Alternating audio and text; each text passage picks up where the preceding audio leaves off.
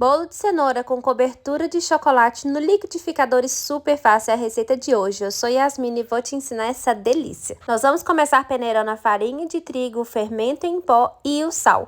Mistura isso daí e reserva. No liquidificador nós vamos bater o óleo, os ovos, a cenoura picada e também o açúcar.